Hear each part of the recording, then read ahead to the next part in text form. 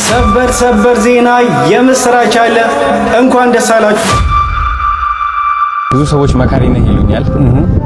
ያው ስመክር ሁሉም ኢትዮጵያዊ በጉጉት ሲጠብቀው የነበረው አዶናይ ለዘማሪ ዛሬ በ4 ኪሎ የተፈጠረው ነገር በርካቶችን አስገርሟል። በአንዱ ስክሪን ላይ ግን የኪዳነ ምህረት ምስል እንደምታዩት በአዲስ መረጃ ተመልሼ መጣሁኝ። እንግዲህ ለዘማሪ ገብረ ዮሐንስ ቤቱም መኪናውም ተሰጥቶታል የሚሉ ሚዲያዎች እንግዲህ ተባራክተዋልና እውነት ተሰጥቶታል ወይ? ሲዛወር የነበረው በጣም ሐሰተኛ መረጃ ነው። ይልቁንስ ትላንትና ምንድነው የተፈጠረው? ሙሉ መረጃውን አስመልክታችኋለሁ። እንዲሁም ደግሞ ትላንት በ5 ኪሎ የተፈጠረው ነገር በጣም ብዙዎችን ያነጋገረ ነው። የእመቤታችን የኪዳነ ምህረት ምስለ ስዕል እንግዲህ በአደባባይ ሲዘዋወር ነበርና ምን ተፈጥሮ ነው? እስቲ ከዚህ ቪዲዮ እንጀምር። ዛሬ በ4 ኪሎ የተፈጠረው ነገር በርካቶችን አስገርሟል። የቅድስት ኪዳነ ምህረት ስዕል በ4 ኪሎ የኮሪደር ስክሪን ላይ መታየቱ በበርካቶች ዘንድ ግርምትን ጭሯል። ጉርሻ ፔጅ በገጹ እንደዘገበው ዛሬ በአዲስ አበባ ከተማ 4 ኪሎ አካባቢ የሚገኙ የኮሪደር መብራት ፖሎች ላይ የተሰቀሉ ዲጂታል ስክሪኖች ላይ ስለ ሰላም የሚሰብኩ መልእክቶች ሲተላለፉ ነበረም። ነገር ግን ከሌላው ስክሪኖች በተለየ አንዱ ስክሪን ላይ የታየው ኪዳነ ምህረት ምስል የበርካቶችን ቀልብ ገዝቷል። ሌሎቹ ስክሪኖች ሌላ ተመሳሳይ መልእክቶችን ሲያስተላልፉ ይሄኛው ስክሪን ግን ከሌሎቹ መለየቱ በርካቶች እንዳስገረማቸው ለጉርሻ ፔጅ ተናግረዋል። ስለ ሁኔታው ያላችሁን ሐሳብ አስተያየት ኮመንት ላይ ጻፉልን። አዲስ ከሆናችሁ የፕላስ ምልክቷን በመንካት ፎሎ ማድረግ ቤተሰብ ይሁኑ። ዛሬ 4 ኪሎ ላይ የሆነው ነገር መነጋገሪያ ሆኗል። ጉርሻ ፔጅ እንደዘገበው በኮሪደር ልማቱ የመብራት ላይ ስክሪኖች ላይ የታየው ምስል የብዙዎችን ቀልብ ገዝቶ ውሏል። በ4 ኪሎ በቀድሞ ማለዳ ካፌ አቅራቢያ በተተከሉት ስክሪኖች ላይ መደበኛ መልእክቶች ሲተላለፉ ቢቆዩም በአንዱ ስክሪን ላይ ግን የኪዳነ ምህረት ምስል እንደምታዩት ቀኑን ሙሉ ታይቶ እንደነበር የአይን እማኞች ገልጸዋል። ይሄም በአካባቢው በነበሩ እግረኞችና አሽከርካሪዎች ዘንድ ትልቅ መነጋገሪያ ሆኗል። ጉርሻ ፔጅ በአካል ለማረጋገጥ ወደ ስፍራው ሲያመራ ግን ምስሉ ይታይበት የነበረው ስክሪን ብቻውን ጠፍቶ ተገኝቷል። እናንተስ ዛሬ ይሄን ትዕይንት በአካል የተመለከታችሁ አላችሁ? ምንስ ተሰማችሁ? ኮሜንት ላይ አጋሩኝ። መልካም ጊዜ። እንግዲህ በጣም በሶሻል ሚዲያ ላይ ከከሰዓት ጀምሮ ሲዘዋወር የነበረ ቪዲዮ ሆኖ 5 ኪሎ ብዬ ነበረ። በ4 ኪሎ ውስጥ ነው የተፈጠረውና እንደምትመለከቱት እንግዲህ በመንገድ ዳር ላይ የሚቀመጡ ልክ መብራቶች አሉና በነዛ መብራቶች ላይ ብዙ የሚተላለፍ መልእክት አለ እንደምታውቁት። ትላንትና ግን የተፈጠረው ነገር በጣም ብዙዎችን ያስገረመ ነውና የእመቤታችን የኪዳነ ምህረት ምስለ ስዕል እንግዲህ ለብዙ ደቂቃዎች ማለት ይቻላልና ሲዘዋወር ነበር። በጣም ብዙዎችን ያስገረመና ሲቀባበሉት የነበረ መረጃ ነውና ግራ ተጋብቶ ነው በነገራችን ላይ ህዝቡ ያለው። ለመሰላችሁ የቴክኒክ ችግር ቢሆን ሁሉም በአንድ ላይ እንደዛ በሆነ ነበርና ለብቻው ግን ተለይቶ የሷ ምስለ ስዕል እንዴት ታየ? ሆነም ቀረ። እንግዲህ እኛ ክርስቲያኖች ደስ ብሎናል የእናታችንን ምስለ ስዕል ስላየን። እስቲ ይህን ቪዲዮ ላስመልክታችሁ። ጾም ወራት ላይ እንደመሆናችን መጠን እንግዲህ አዶናይና ጃኒ ጸብ ላይ እንደሆኑ ታውቃላችሁ። ጃኒ ግን ይሄ ወር ለመጾም ለኔ በጣም ጥሩ ምክንያት አግኝቼበታለሁ ብላለች። እስቲ እናድምጣት። እሺ ጃኒ ጾም እንዴት ነው? ጾም አሪፍ ነው። በጣም ይከብዳል ወይስ? አረ ደስ ይላል። ፍላጎቴን የጨመረው በዚህ የአሁኑ ዓመት የመጾም ፍላጎት። አረ እባክሽ ምን አድ ማለት እንዴት እንደዛ ልትቻልሽ? ተጀመረ ኢንተርቪው ትላለህ እንጃ። በቃ ደስ ይላል። በቃ መጾም ደስ ይላል። ምንድነው? ምን አይነት ቤኔፊት አለው? ምን አይነት ነገር ሰጠሽ ማለት ነው? ምን ጥቅም አገኘሽበት? ብዙ ነገር ከፈጣሪ ጋር ቅርበት። አንድ እጄን አውጥቼ እየቆጠርኩኝ ነው። ባይዘው አሁን ስራ ላይ ስለሆንኩ ፎቶ ስለሚታይ ነው እንጂ ታስቆጥሪኛለሽ። እየጠብቃለሁ። ባጭሩ ጾም በጣም ደስ ይላል። አሁን ይሄ ወር በጣም ደስ ያለኝ ጾም። ኦኬ። ከባለፈው አመት በምን ይለያል ይሄ አመት ብዬ ነው። የባለፈው አመት ቢቢ ይለኛል፣ ኬርለስ ነኝ ምናምን ጀስት በቃ። አሁን ደግሞ ፐርፌክት። አሪፍ፣ በጣም አሪፍ ነው። በጣም ውስጥ ነው ሰላም ይሰጣል አይደል? በጣም ያ ቤተክርስቲያን ቅዳሴ ምናምን እየሄድሽ ነው? እንደ ቅዳሴ እንኳን አልሄድኩም። ዛሬ ግን አስቀድሻለሁ። ግን ቅዳሴ ባስቀድስ ደስ ይለኛል። ለሊት ውሃ ስለምጠጣ እንትን አለ። ኦኬ አሪፍ፣ በጣም ጥሩ። ችግር የለውም። እግዚአብሔር እንደሆነ የልብሽን ንጽህና እና ደግሞ የአቅምሽን ፍላጎትሽን ነው የሚያየውና በርቺ። አሪፍ ነገር ነው ጃኒ። ከቅዳሴ በጣም የምትወጂው ፓርት ምንድን ነው? እግዚኦ ማርነ ክርስቶስ እንዳትዪ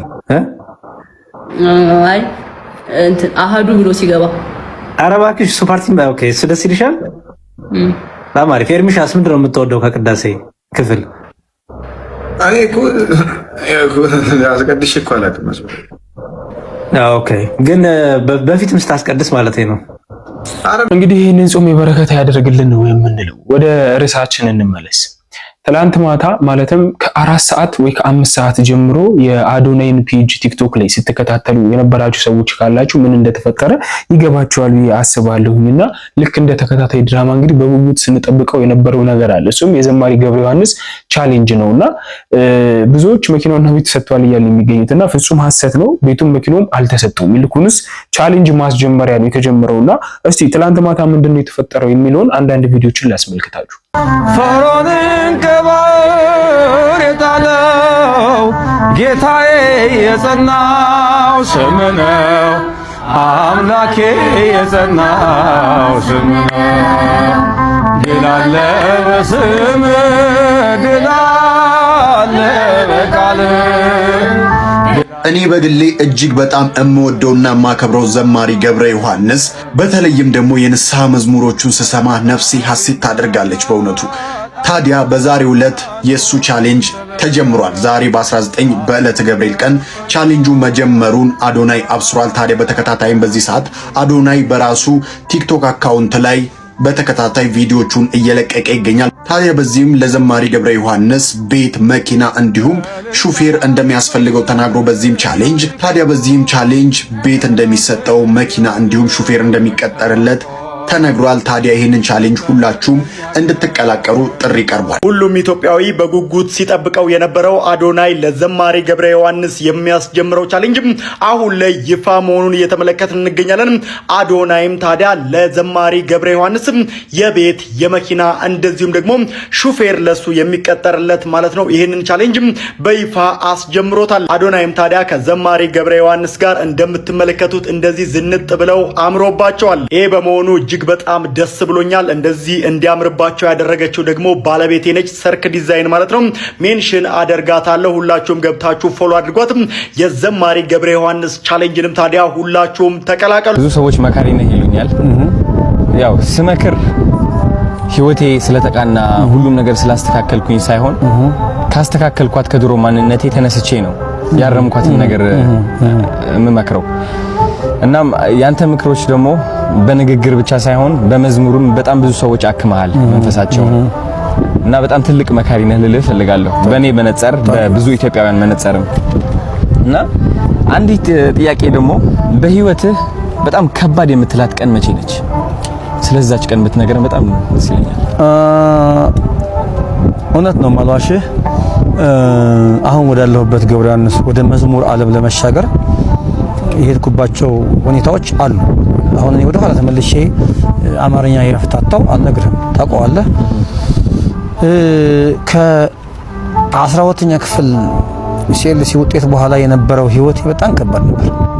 እኛ የመንግስት ተማሪዎች ነን እንደምታውቀው የነበር ነው እና በዛን ጊዜ እኛ መንግስት ጋር ስለምንኖር ስንበላም ስንጠጣም ከመንግስት ተመድቦ የሚመጣው ባጀት ነው የምንኖረው። ከዛ በኋላ ያ ነገር ሲቆም ግራ ቀኝ ጨለማ ይሆንብሃል እና እኔ ዛን ጊዜ ዋጋ ለመክፈል የሄድኩባቸው መንገዶች ነበሩ። በተለይ ግን ወደ መንፈሳዊ መዝሙር ለመስራት አልጋ ባልጋ ነበር ይመስለኝ። ቤተ እግዚአብሔር ጋር ስገባ ሁሉ ነገር ክፍት ነበር ይመስለኝ እና ጥቂት የዛን ጊዜ ያየኋቸው ፈተናዎች አልደብቅህም አሁን የማየውን ገብረ ዮሐንስ አሁን ያለውን ገብረ ዮሐንስ ይመጣል ብዬ አላሰብኳቸው ቀናት ነበሩ። ይሄ በጣም ማረሳው ቀን ነው። እሱ ቀን 2002 ላይ በስላይ ይሄ ያ አመት ለኔ በጣም ከባድ አመት ነበር። ምናልባትም ተስፋ ቆርጬም ለምንድነው ወደ ሌላ መንገድ ራሴን ማላየው ብዬ ያሰብኩባቸው ቀናት ነበሩ። እግዚአብሔር ግን ባንድ በሌላም መጥቶ አሁን የምናየውን ገብረ ዮሐንስ ሊቀርጽ ያችን አመት ተጠቀመብኝ። አሁን ዛሬ የምታየውን ሰው ታያለህ። ስለዚህ ያ ቀን እኔ ከኢሲኤልሲ ውጤት በኋላ ያለው ገብረ ዮሐንስን አሁን የምናየውን ለማግኘት የተከፈለው ዋጋ ለኔ የመጨረሻ ተስፋ የቆረጥኩበትን ቀን ነው። ሰዎችም ተስፋ አድርጌ ነበር ማልደብቅ አሁን ከለከለ ያለህምና ወደ መዝሙርም ስሻገር ወደዚህ ወደ ቤተ እግዚአብሔር ስመጣም ያግዙኛል ያልኳቸው ሰዎች ሰዎች ነበሩ። የዛን ጊዜ ግን የነበራቸው ሪስፖንድ መጠብቀው ያክል ስላልነበረ እኔ ከዛ በላይ ተስፋ ቆርጬ ጊዜ አልነበረ። ግን እንኳን ደግሞ ያንን ቀን ማየት ይጠቅመኛል። ከዛ እግዚአብሔር በሌላ በኩል መቶ ደግሞ ሰው አስነሳ እና አሁን ይሄን የምናየውን ገብረ ዮሐንስ ቀስ በቀስ ለማየት ደርሰናልና ያቺ 2002 ዓመት በተለይ በጣም ከባድ ዘመን ነበር። ዋው 15 ዓመት ያልኩ ነው። በጣም ብዙ ነገር አልፋል። ከዚህ ሁሉ ጥንካሬ በስተጀርባ ትልቅ ፈተና አለ። እሱን ፈተና ስላለፍክ ነው እዚህ ደረስከው። ዋው እንግዲህ እነዚህ ዜናዎች እንደተመለከታችሁት ነውና ቻሌንጁ ለመጀመሩ አዶናይ እንግዲህ የራሱን ፕሮግራም አዘጋጅቶ ምክር ቢጤ ሲቀባበሉ ነበርና እስቲ ካካፈለው ምክር መካከል አንዱን ላስመልክታችሁ። እኔ መጠየቅ የምፈልጋቸው ጥያቄዎች አሉ። ምክንያቱም ካናዳ ነበርኩኝ ለ7 ዓመት ሙሉ ውጭ ሀገር። ወደ ካናዳ ስትወጣ ደግሞ የሚያጋጥሙ ነገሮች አሉ። ስፔሻሊ እንደ አንድ ወጣት ወደ ሱስ ትገባለህ፣ ወደ ብቸኝነት ትገባለህ፣ ከቤተሰብህ ትርቃለህ፣ ጭንቀት አለ፣ ብዙ ነገር ያጋጥማልና ህይወት በጣም ትፈትናለች። እንግዲህ እኔ አሁን ባለሁበት ሁኔታ ከሃይማኖቴ ራቅ ብያለሁ እና እንደ አንድ ሁሉም የሚያቅ ሳይሆን እንደ አንድ እንዳጠፋ ሰው ከሃይማኖቱ እንደራቀ ሰው እና እቺ ዓለም እንዳሸነፈችው ሰው ሆኜ ነው የቀረብኩት። ጥያቄዎችም ልጠይቅህና ምክርህንም ልሰማ እና የበለጠ ወደ መንፈሳዊነቴም ቀረብ እንድል ማለት ነው። እና እንደኔ ያሉ በህይወት በዓለማዊ ህይወት የተሸነፉ ስፔሻሊ ካናዳ በነበርኩበት ጊዜ በሱስ የተሸነፉ የህይወት መንገድ የጠፋባቸው ሰዎች ምን አይነት ምክር ትሰጣለህ? አዶናይ በጣም በዛ አጋጣሚ ስላገኘሁ እኔ ደስ ብሎኛል። ስለዚህ በጎነትህም አጋጣሚውን ተጠቅሜ ይሄንን በጎ ነገር በልብህ ያስቀመጠ እግዚአብሔር መንፈስ ቅዱስ ስሙ የተመሰገነ ይሁን። ምክንያቱም ይሄን የሚያሳስብ እግዚአብሔር ካልሆነ በስተቀር ካንተ በላይ ብዙ ማድረግ የሚችሉ ሰዎች አሉ። ማለትም ኢቭን አንተ የሄድክበት ያለውን የሚዲያም አቅም ከዛ በላይም ሰዎች ሊኖሩ ይችላሉ። ነገር ግን በበጎ ስራ ውስጥ ተሳትፈሃልና ደግሞ እንደ አንድ እድለኛ ሰው ደግሞ እኔን በዚህ መልኩ ደግሞ በኔ በኩል እንድትሰራ አንደበት ላይ አእምሮ ላይ ይሄን በጎ ነገር ያስቀመጠ መጀመሪያ ስሙ ይመስገንና እኔ እንግዲህ የምክር ሰው ብዙ አይደለሁም። ያው እንደምታውቀው አንድ ታለንት አለችኝ ወይም አንድ መክሊት አለችኝ። እሷም እግዚአብሔር ያደረገልኝን በዜማ በተወሰነ ነገር አመስግኖ ማለፍ ነውና ከኔ ብዙ ምክር አትጠብቅም። ያው ሰባኪያን መምህራን ሲሆኑ በደንብ አድርገው መጽሐፍ ቅዱስን ጠቅሰው ያስተምሩ ይችላሉ። እኔ ግን እንደው ምናልባት ምክር ሊባል ከቻለ እንግዲህ እግዚአብሔር በአንድም በሌላም ትላንት የነበርክበትን ነገር አስትቶ ወደዚህ በጎ ስራ አምጥቷል። ስለዚህ ከዚህ በኋላ ያንን እያስታወሱ ወደ ኋላ መቆዘም ጥቅም የለውም። ምክንያቱም እግዚአብሔር ከይቅርታ በላይ የትላንት በደላችንን በማያልቀው ምሕረቱ መጠን ካለፈልን ትላንት እያስታወሱ ወደ ኋላ የምንቆዘምበት ነገር አይኖርምና መጀመሪያ ትላንትን ከዚያ ከእስር ሆኖ ከሚያሰቃይ ከነበረው ቅድም ካልካቸው በጎ ያልሆኑ ተግባራት እንኳን በሰላም አውጥቶ ወደዚህ በጎ ነገር አደረሰ። ቀጥሎ ግን ከዚህ በኋላ ላትመለስ በዚህ መልኩ ላትጎዳ አንድ ጊዜ ፈቷል እግዚአብሔር ማለት ነው። ያ ስለሆነም ነው አሁን በሚገርም መንገድ እየታየህ ያለው። ቅድም ብያለሁ ካንተ በእድሜ ይበልጡ ሰዎች ያረጉትን ነው አንተ ያረክ ያለው። ሚዲያውም ቢሆን ከዚህ በላይ ተደማጭ የሆኑ ሰዎች ላያረጉት ይችላሉ። ስለዚህ ከዚህ በኋላ አንተ ይሄን ነገር እያሰብክ እኔ እውነት በሌላን ጊዜ ስትናገር ሰምቻለሁ በጥቂቱ መሰለኝ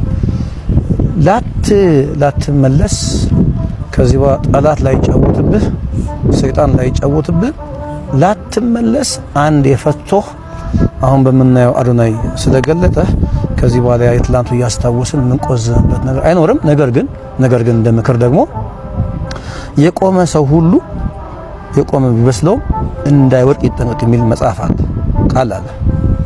ሁል ጊዜኛ መቆማችንን ስናስብ መውደቅ ሊኖር ስለሚችል አጠንክረን እግሮቻችንን ከመሬት ላይ በመጥበቅ መጽሐፍ ቅዱስን አብዝቶ በማንበብ ጸሎትን በማድረግ የደረገልን ነገር አብዝተን በማሰብ ግን ከዚህ በኋላ ያ ነገር እንዳይከሰት ግን መከላከያ አጥር ይሆን ዘንድ እሱ ነው ማመክረህ። አሁን በመቆምህ ደስ ይልህ ይገባል። ነገር ግን ደግሞ እኔም አንተም ሁላችንም የቆምን ሲመስለን ድንገት መውደቅ እንዳይኖር ደግሞ ለጊዜ በጸሎት በጾምና በተጋድሎ ራሳችንን ማበርታት ግን ይኖርብናል። ስለ ትላንቱ ማንነት ግን ስራ ስለሰራ ላትፈታ ላትታሰር ከዚህ በኋላ የትላንቱን ማንነትን ከዚህ በኋላ ታሪክ ሆኖ እንዲቀር ደግሞ ስለረዳህ አምላካችንን እናመሰግናለን። አሁንም ግን መክረች ብቻ ናት። የቆመ ሰው ሁሉ የቆመ እንዳይመስለው መውደቅ ሊኖር ስለሚችል በጾም በጸሎት በተጋድሎ ማንም እንዳልሆንክ ራስህ ምንም እንዳልሆንክ የሚያደርግልህ እግዚአብሔር የሚሰራብህ እግዚአብሔር እንደሆነ ካሰብክ ከዚህ በኋላ ምን ነገር ሊመጣ እንደማይችል ነው ልመክርህ የምችለው። ሌሎችም ሰዎች ይሄን የምናወራውን ነገር አስተካክለው ቢሰሙ የሚመከሩ ይመስላል። ቅድም ብያለሁ፣ የምክር ሰው አይደለሁም፣ ብዙም የንግግር ሰው አይደለሁም። የሚቀናኝ ዜማ ስለሆነ እንደው ሌላ ጊዜ በዜማ በግጥም ደግሞ ተከሽኖ ይሄን ዝማሬ ብንሰራው ሳይሻል አይቀርም። አዎ ደግሞ ድንገትን ስለተገናኘን ከዚህ በላይ ልናገር አልችልም። አዶናይ ቴንክ ዩ አባት። እንግዲህ ይሄ ቃል ለሁላችንም ይሰራል ብዬ አስባለሁኝና የቆመ የሚመስለው ሰው ካለ እንዳይወድቅ ይጠንቀቅ ነውና ቅዱስ ጳውሎስ የተናገረው ቃል ነው እና ይሄ ሃይማኖት የሚወስነው ቃል አይደለም በነገራችን ላይና በየትኛውም ሃይማኖት ውስጥ በየትኛውም ነገር ውስጥ ብትሆኑ ለሁሉም ሰው የተባለ የሚሰራ ነው።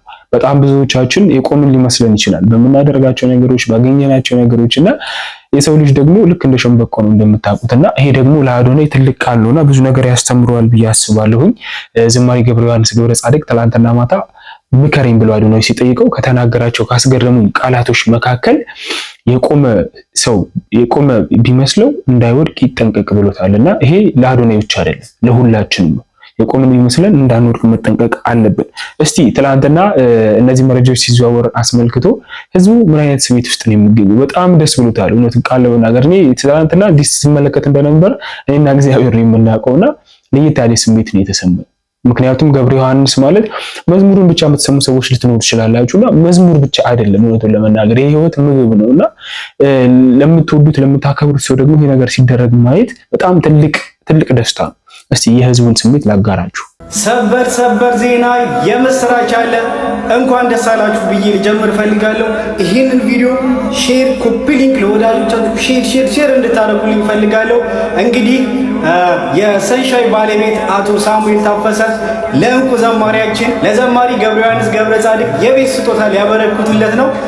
የአዶናይ ቻሌንጅ እንዳለው ሆኖ ልበቀና የሆነው በብዙ እርዳታዎች ላይ የሚሳተፈው አቶ ሳሙኤል ታፈሰ የሰንሻይ ባለቤት ያው መቼም ታውቁታላችሁ የቅዱስ ገብርኤል በረከት የማይለየው ቁልቢ ለ68 ጊዜ ለ34 ዓመት ሄዶ በረከትን ያፈሰው እንዲሁም በዚህ ጾም ለዘማሪ ገብረ ዮሐንስ ገብረ ጻድቅ የቤት ስጦታ በማበረከት ይህንን በረከት ሊሳተፉ ነው። እንግዲህ እንኳን ደስ አላችሁ ብያለሁ።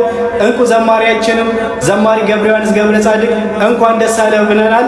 ደስ ያላችሁ ደስ የተሰኛችሁ ሁላችሁ ሼር እንድታደርጉ እፈልጋለሁ። ሼር ኮፒ ሊንክ እንኳን ደስ አላችሁ። ይህ ጾም ሁሉ በረከት ይዞልን ይመጣው። እንኳን ደስ አላችሁ፣ እንኳን ደስ አለ። እንግዲህ ዛሬ የመልአኩ የቅዱስ ገብርኤልን ቀን ምክንያት በማድረግ ለዘማሪያችን ለገብረ ዮሐንስ የተዘጋጀውን ኢቨንት ሁላችንም በንቃት ስንከታተል ነበረ።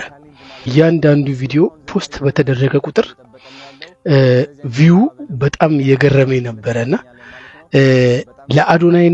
ለአዶናይ ክሩ ምስጋና ማቅረብ እፈልጋለሁኝ። ለምን መሰላችሁ ማመሰግናቸው? እንደዚህ አይነት ኢቨንት በቲክታክ ላይቭ ቢገቡ ኖሮ ያለውን ቤኔፊት ልነግራችሁ አልችልም፣ በጊፍት ማለት ነው።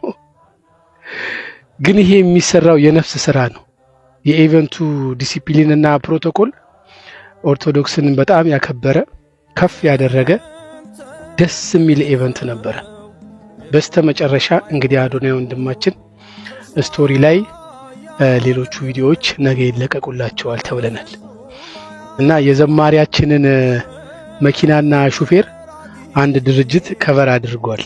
ኦልሬዲ እሱን ሰምተናል። እናመሰግናለን። ዋናው ዜና ግን ነገ ይመስለኛል ወይም ደግሞ አዶናይ የእናቱን ቀን የቅድስት ድንግል ማርያምን 21ን ጠብቆ ሊያበስረን ይችላል።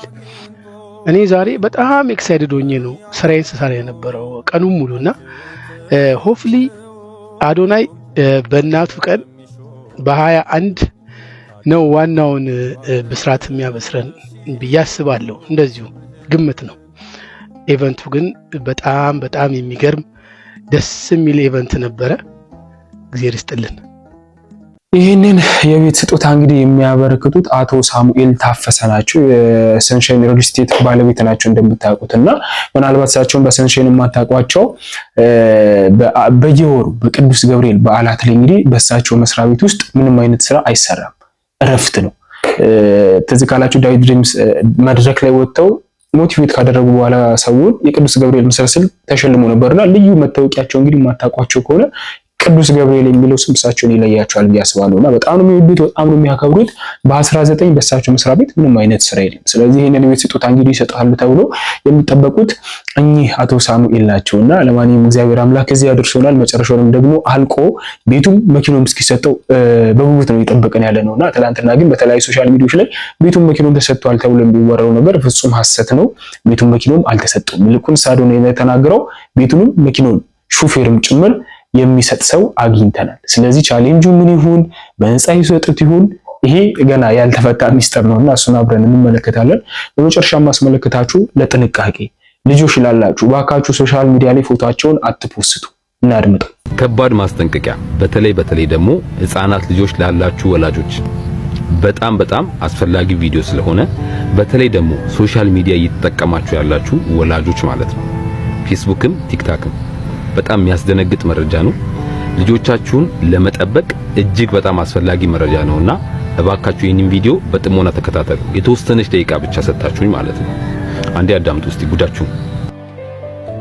People, please do not post your children on TikTok or Facebook or anywhere. Please.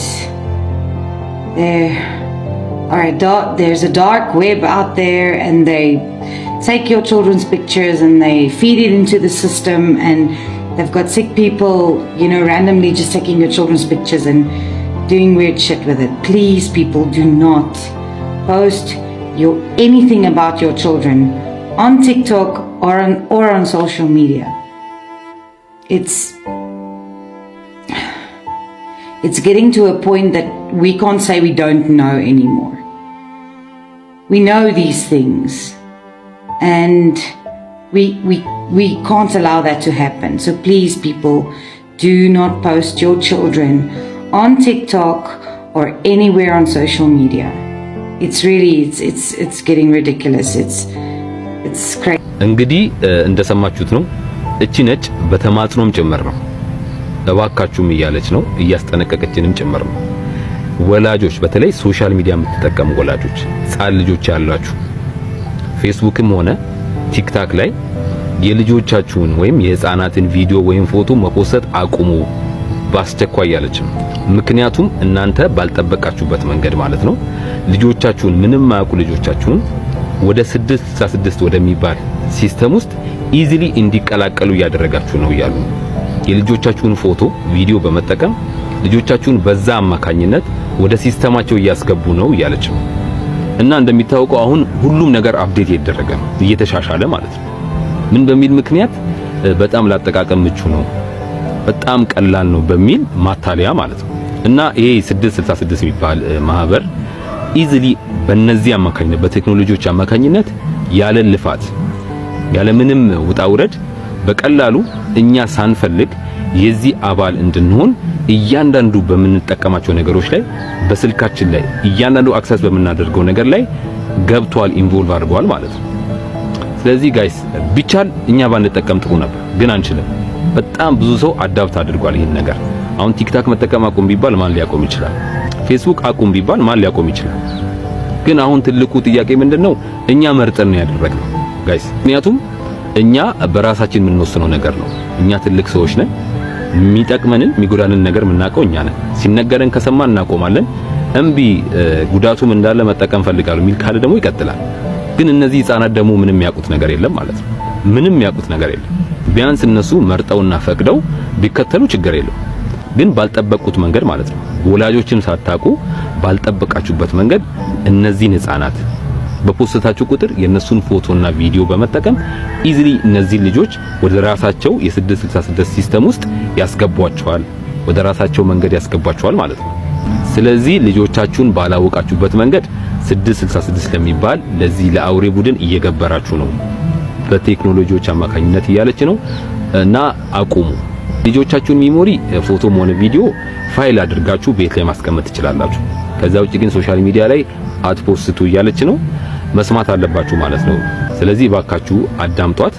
የተናገረችውን ነገር እንደ ቀላል አይታችሁ ጥላችሁ እንዳታልፉ። በተለይ ልጅ ያላችሁ ሶሻል ሚዲያ የምትጠቀሙ ኢትዮጵያውያን ማለት ነው ወላጆች። ስለዚህ ይህንን ቪዲዮ ሼር በማድረግ ላልሰሙትም ማሰሙ ለጥንቃቄ ይጠቅማል ብዬ ነው። አመሰግናለሁ። በነገራችን ላይ በዚህ ዘመን ላይ ኢንተርኔቱ ምኑ በቃ ዓለም በተለያየ ነገር እያደገች እየመጣች ነው የምትገኘውና እኛ ቀለል አድርገን ለመዝናናት የምናደርጋቸው ነገሮች ሁሉ ዋጋ እንደሚያስከፍሉ ነውና ዋጋችሁ ልጆቻችሁን ፎቶ ሶሻል ሚዲያ ላይ የምትፖስቱ ሰዎች ይሄ ነገር እንኳን ባይሆን ልጆቻችሁን በተለይ በዚህ ሰዓት ሶሻል ሚዲያው በጣም ቆሽሾ ነው የሚገኘውና ዋጋችሁ የሚያዩትን ነገር ልትመርጡላቸው ይገባል። ቢቻል ከሶሻል ሚዲያ ላይ ብታርቋቸው፣ ከዛም ካለፈ ግን ልጆቻችሁን አትፖስቷቸው። ይሄ ለሁላችሁ መልእክት ይሆናል ብዬ አስባለሁኝና ዋጋችሁን ተጠንቀቁ ወላጆች።